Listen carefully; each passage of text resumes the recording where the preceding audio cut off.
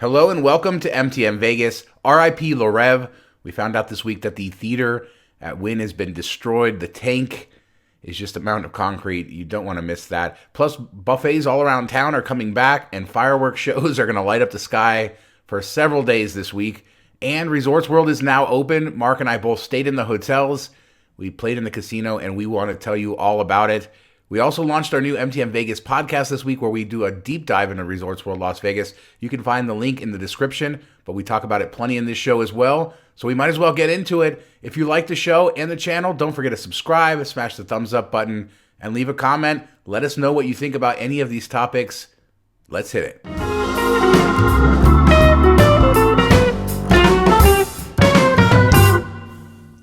So Mark, the pictures made it around the internet this week. We know Rêve is closed, but we didn't know what was going to happen to the theater. And I have a lot of history there. My dad worked there. He opened that show doing all kinds of maintenance underwater. He was a diver. And the picture made its way around. They destroyed the Rêve theater. And we don't know what's going to happen. It's probably not going to be a theater anymore, I'm assuming. Pretty sad. Yeah, I love Rêve. It's probably my favorite show that I've been to in Vegas. And I haven't been to a ton, 5 to 6 shows. Maybe I'm not a big show person, but I really did love it. And the cool thing about that was if you sat closer, you actually got, a cheaper ticket. So we had second row up by the water. You got splashed a little bit. I understand people wanted to sit up higher and back so they could see everything falling in, but I also thought it was cool. One of the performers actually accidentally splashed us when they came over to our section. He's like, "Oh, sorry guys, sorry." So I thought that was always kind of cool. He wasn't sorry. He did it on purpose. And the little Rêve show was super cool.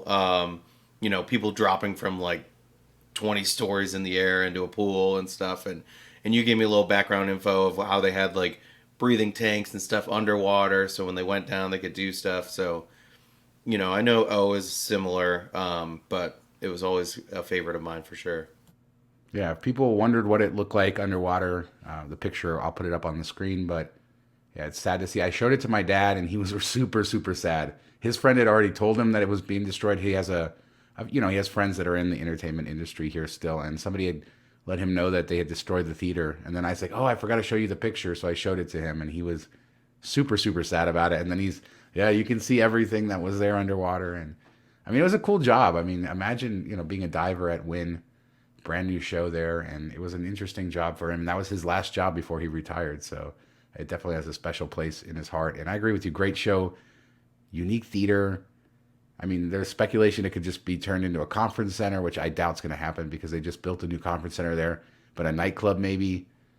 I still have hope that they'll turn it into another theater, but it's not going to be the spectacular pool that it was before.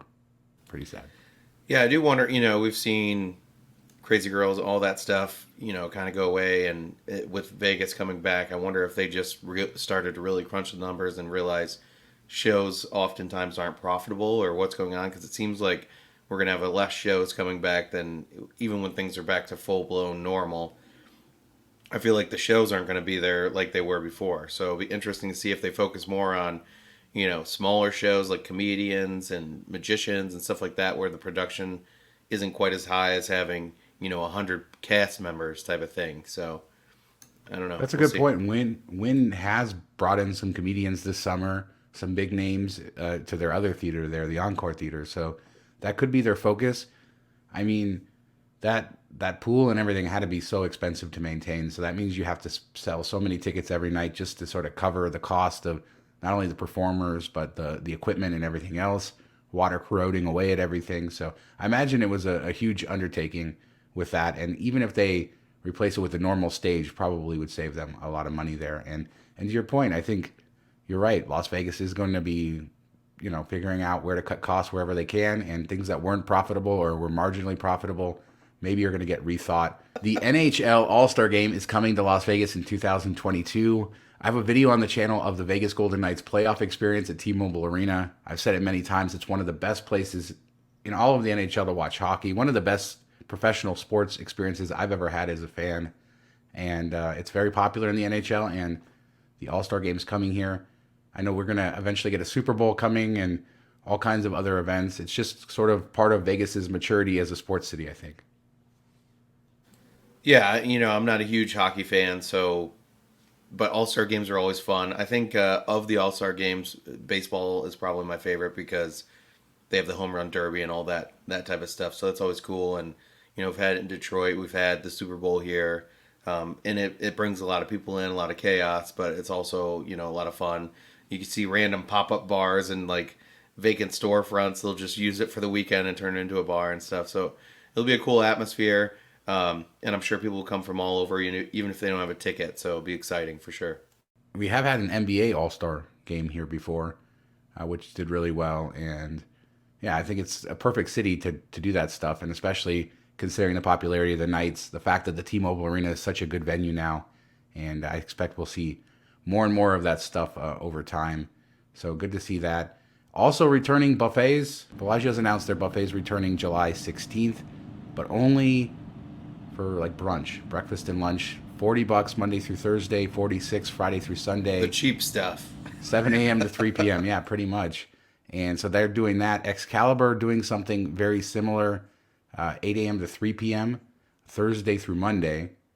And then Wynn is actually reopening on July 1st as well, along with Excalibur. But they're going to actually have dinner. So you'll be able to go for lunch or dinner. And that's, I know, one of the most anticipated buffet reopenings. And they're going to have like a new Eggs Benedict station.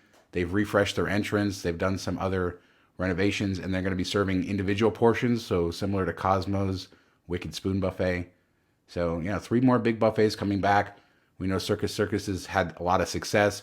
Bacchanal, they raised their prices, I think, to like $75 a head on some days. So they've just been so overwhelmed with demand that they're just jacking up the prices. So clearly buffets are back. Now, on Twitter, I tweeted out the buffet at Resorts World, a little breakfast buffet that they have there, which is more like a Hilton hotel buffet, not a real buffet.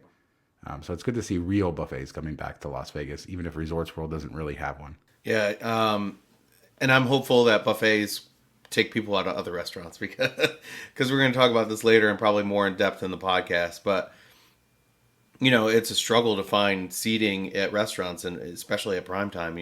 So buffets are one thing that people can just walk up to, hopefully, in the future. Now you have to do open table reservations for a lot of them, but hopefully it's just more capacity for people that are visiting, more options. So it's good to see. And usually, buffets can seat a lot of people. So it should help out with all those issues. And, for all the gluttons in the world, sometimes you just need some crab legs. You just need all you can eat crab legs in your Go belly. to Alaska.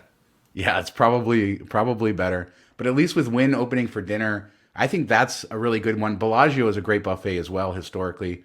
So those are high quality. I'm less excited about Excalibur, and I still haven't been over to Bacchanal. I do need to get to one of these places to see how the experience is these days. But I think a lot of people probably not rushing back either, so that makes it easier for them to have these limited hours. And of course, they're not cheap, so they're not losing money on these buffets. They're not selling you the $5 buffet like they would 30 or 40 years ago. So, it's good to see them coming back. Also coming back, fireworks, or we're going to have so many fireworks over 4th of July. The Plaza downtown is celebrating their 50th anniversary. So they're doing fireworks on the 2nd, 3rd, and 4th of July. And they also have some interesting sort of specials, $5 margaritas in the casino. They have a cabana special with $101. You get bottle service and mixers and a private cabana rental. That sounded like a pretty good deal. Do it. Yeah. Now, Plaza's pool isn't the best. It's on a rooftop. It's not the coolest pool area in Vegas or Cabana even downtown makes it cool. Vegas. It's not Circus Pool. It's not Downtown Grand's pool, but it's still neat, and it's good to see the Plaza, one of the most historic properties in all of downtown Las Vegas, celebrating 50 years. That's amazing. Yeah, they do seem to have a good marketing team and come up with some inventive ways. And I know a lot of people love staying there when they stay on Fremont Street. So definitely I would consider it if I was going to be there. I've never been there for 4th of July or New Year's Eve, and those are 2 big times for Vegas, but I try to avoid it when it's super crazy. I used to do March Madness, which was also crazy, but I call that New Year's Eve is the bar night for all the amateurs. So I try to stay away from going anywhere on New Year's Eve. But I'd love to see the fireworks sometime. in Vegas. I think it'd be amazing. You know, they're popping off all over the place from different hotels and everything. So I definitely need to make it out there sometime. Hopefully you can see them from your backyard so you don't have to be in all the mess, but I doubt it. Well, we'll talk about all the shows in just a minute because I was actually blown away going through the whole list of them. But I have some fond memories of the Plaza. I remember when they reopened, they closed for a while during the Great Recession, and they went through a full remodel and renovation and reopened, I want to say around 2010-ish, with all the furniture from Fontainebleau. So when Fontainebleau went bankrupt, they had furnishings for a lot of the rooms, and Plaza ended up buying that. And I remember the furniture in the rooms at Plaza not fitting the room. Like the room was too big for the furniture. Like the furniture just didn't look right in the room, but it was really nice quality. And I feel like that was the rebirth of Plaza. I know that they're starting to renovate the rooms again and keep them fresh and everything like that. But to your point, a lot of people like that hotel, and they do a good job of kind of outreach to gamblers and just sort of keeping that sort of downtown community sort of vibe. So good to see that they're thriving and that they're doing this fireworks show. And then the rest of Vegas, the whole sky is going to be on fire.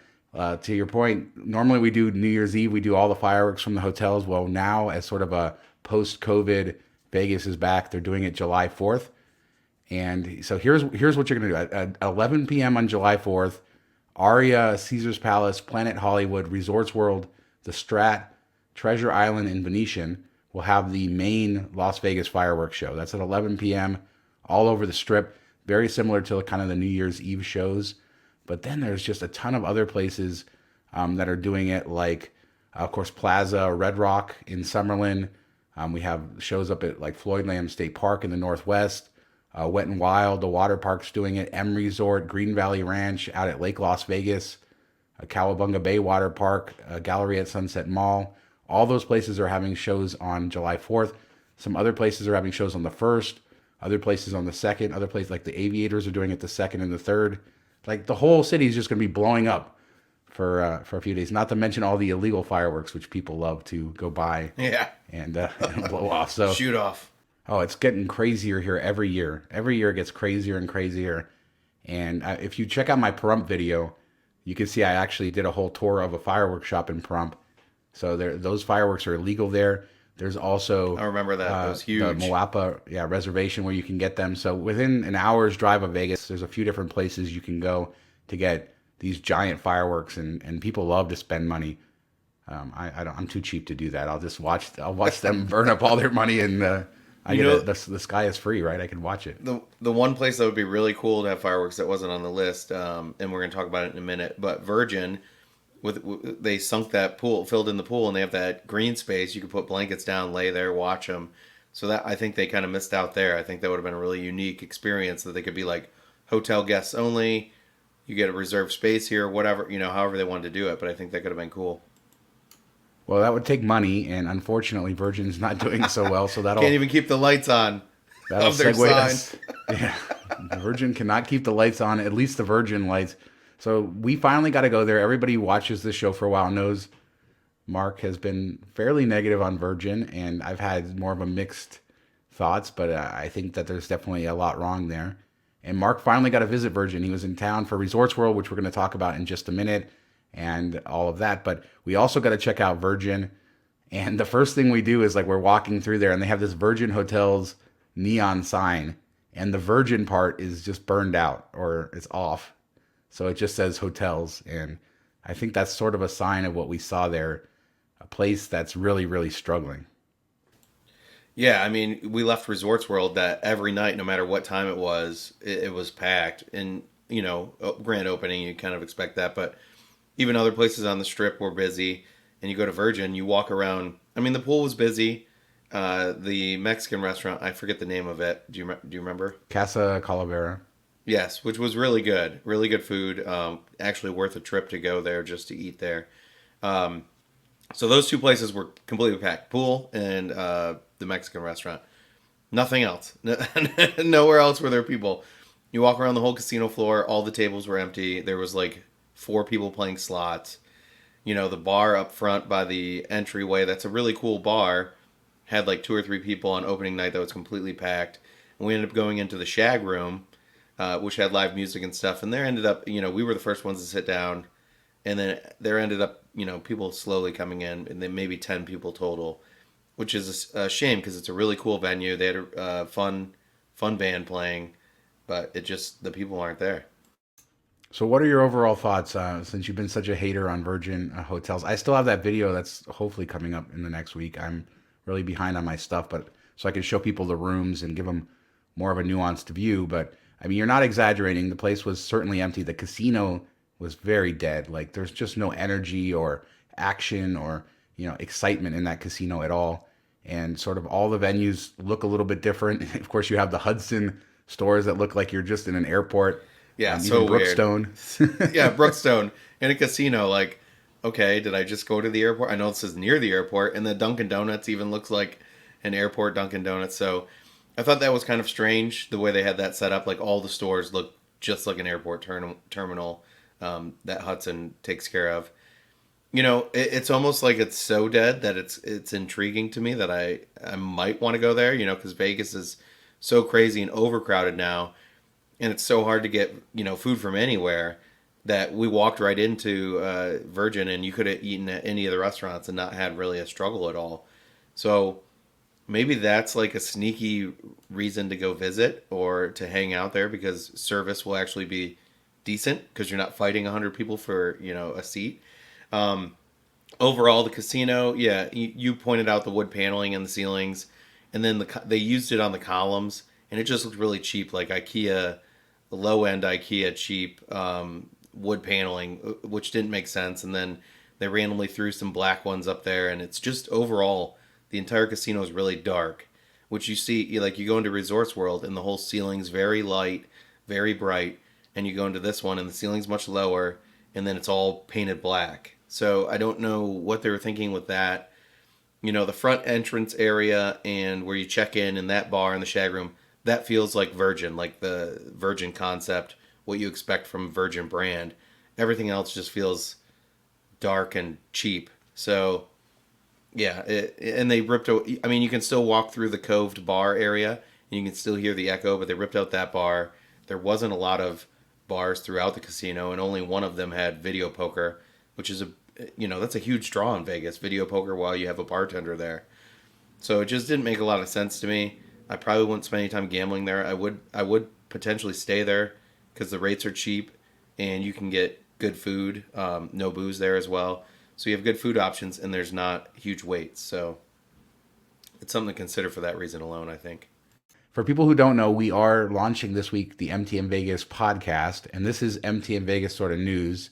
So on YouTube, we do this show about 25 minutes every week, all the latest Vegas news, much quicker because it's in the YouTube video format. But we also wanted to have a show where we could discuss these things more longer form, interview people, talk about stuff that you can do on podcasts compared to YouTube. Get just super different nerdy.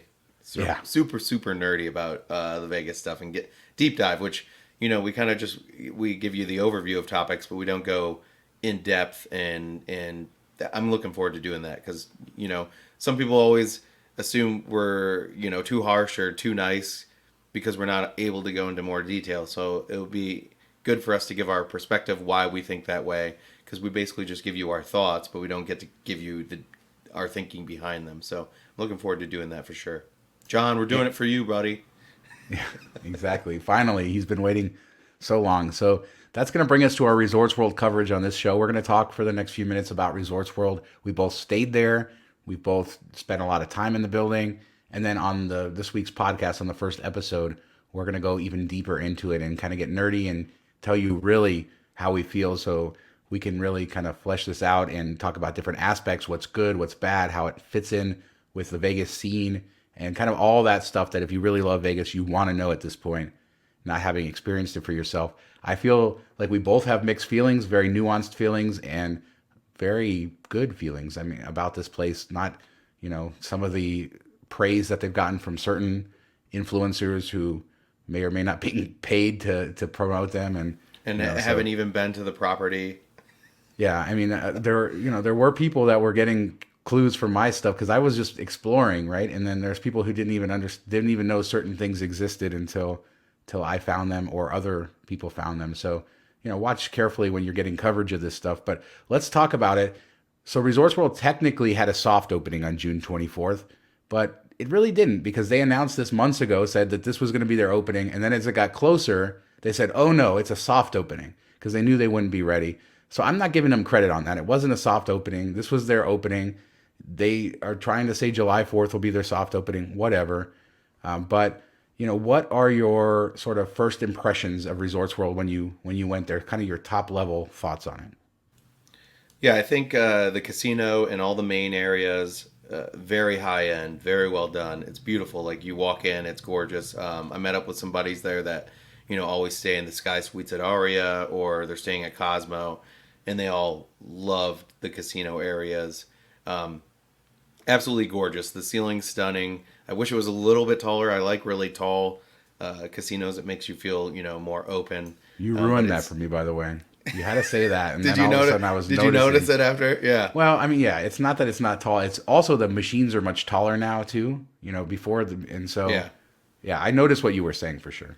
Yeah, because you go into like the Detroit casinos, and a couple of them are 20, 25 feet high, and then you go into the MGM property, which is 3-4 stories high. So it's like double the height, and you feel it, and you just feel more like relaxed, like you don't feel scrunched in there. And then when you pack people into a place with a lower ceiling, you feel claustrophobic. So I do wish it would have been a little bit higher, but it's not a huge turn off. I thought all the bars were amazingly well done. Really beautiful. The center crystal bar is really stunning, with the video screens and lights kind of going through them. I thought the Hawker Center was overdone, probably because Shawn really pumped it up, so I had high expectations. It's just a food court. It's not really actually a food court because it's the way that they're preparing the food. It's the way that each place has. No, I'm saying that if you go to a traditional food court in the mall, it's not that. It doesn't feel like that. It doesn't smell like that.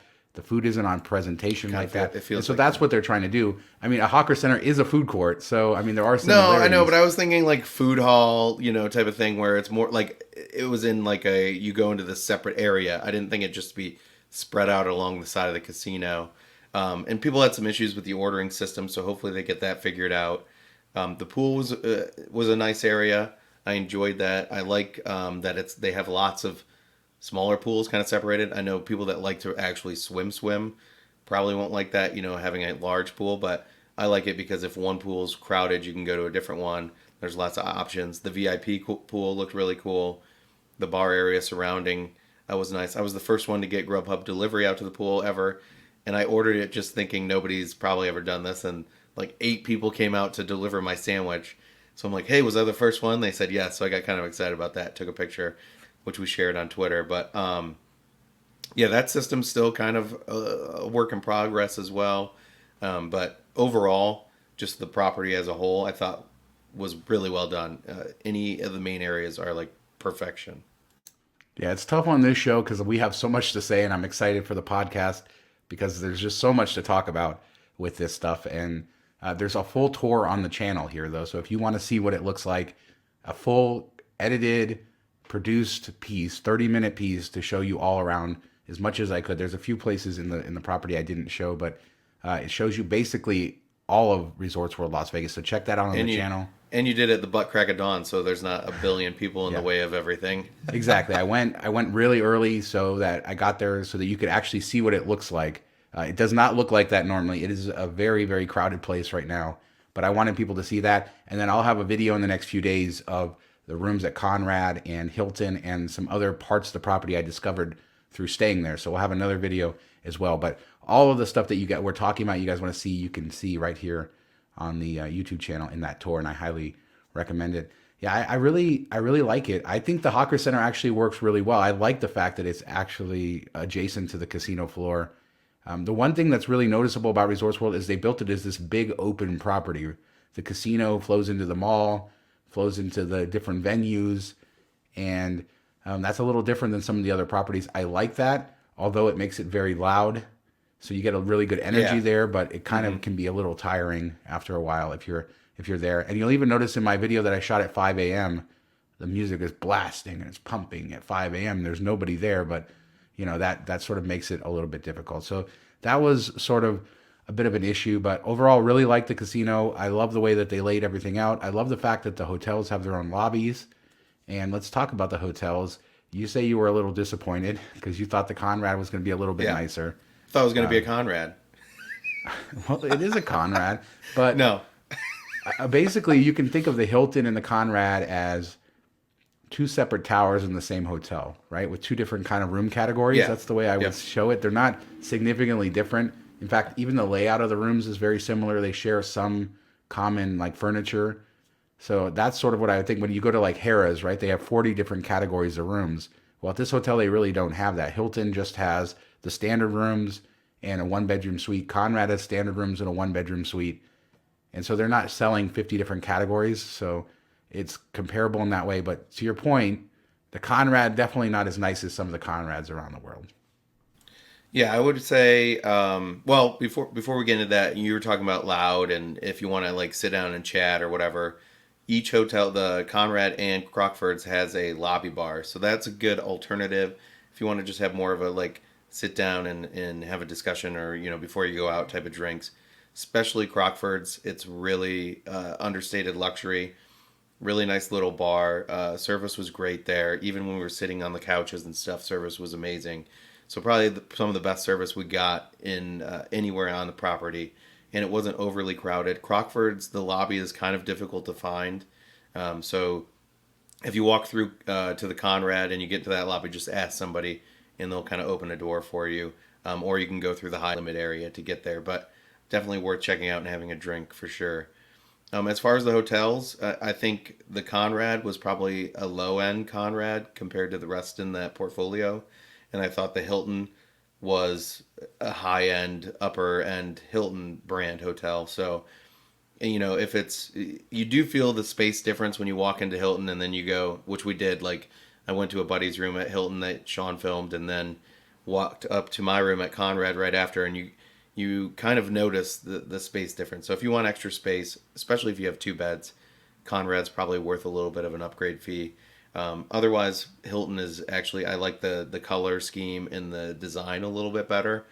The finishes might not be quite like the chairs are not quite as nice, but I actually like the blues and the tones they use there a little bit better. So I wouldn't pay more than $20 or $30 of an upcharge to go to the Conrad. So if they're about the same price, go for the Conrad. But if it's a substantial difference, Hilton, you will not be upset with Hilton.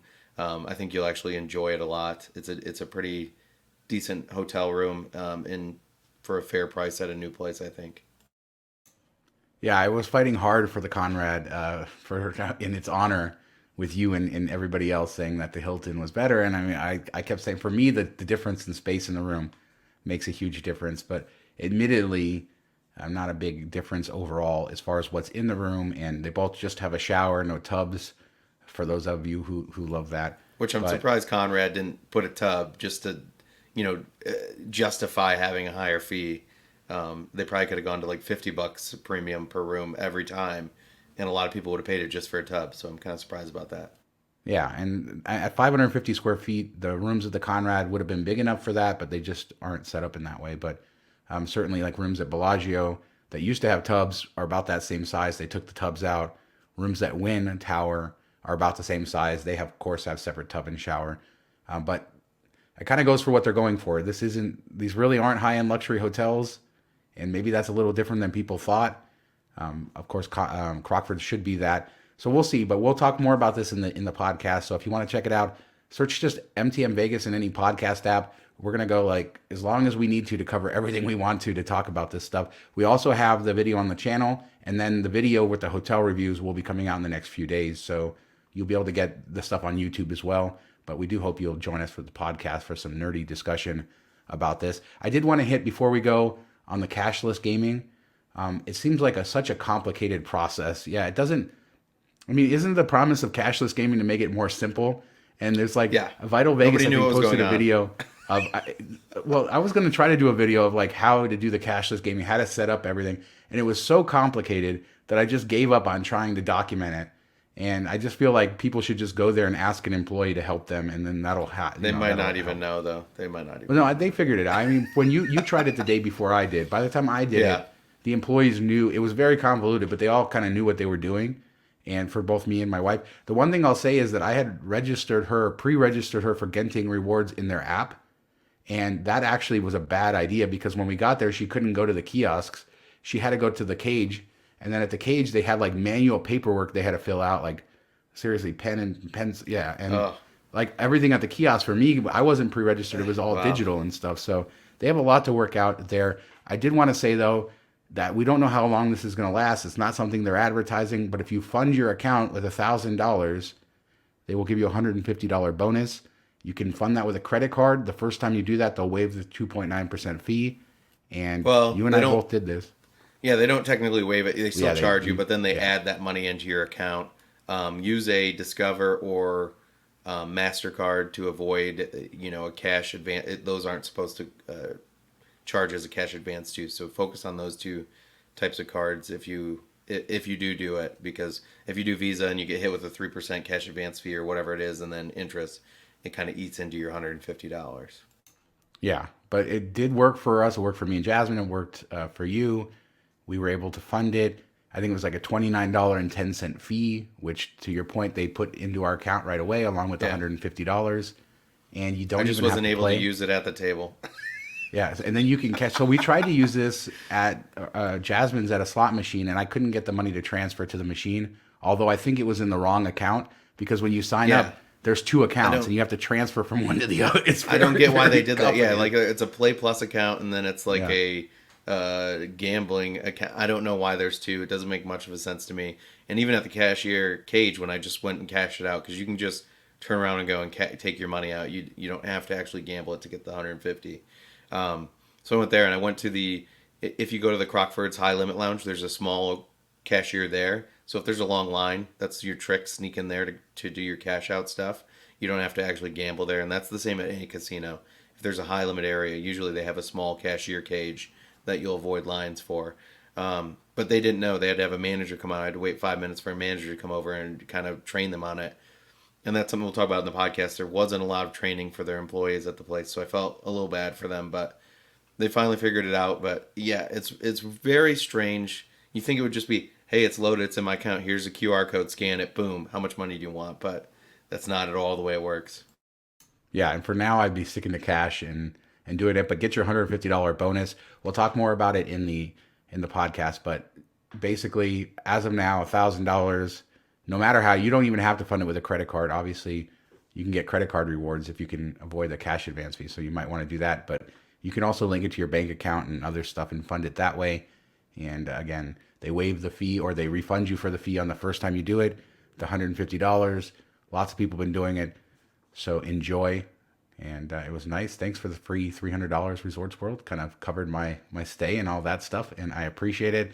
And check out the podcast. Search MTM Vegas in Apple Podcasts, your favorite podcast app. If you like that show, hey, leave us a review on Apple Podcasts. If you like this show, leave a comment, subscribe to the channel, leave a thumbs up. Lots more Vegas stuff coming. Hope you Yeah. guys enjoy the content. I know that video has been very popular for Resorts World, and thanks to everybody who's watched it, commented, shared it with friends, subscribed to the channel, and everything else. We really appreciate it, every one of you. And Yes. check out Thank our you so live stream much. too. July 14th, we're doing another live stream, so that's Oh coming up too. boy. Yep. I'm excited. All right. Well, thanks everybody for watching. Talk to you guys next time. See you next week.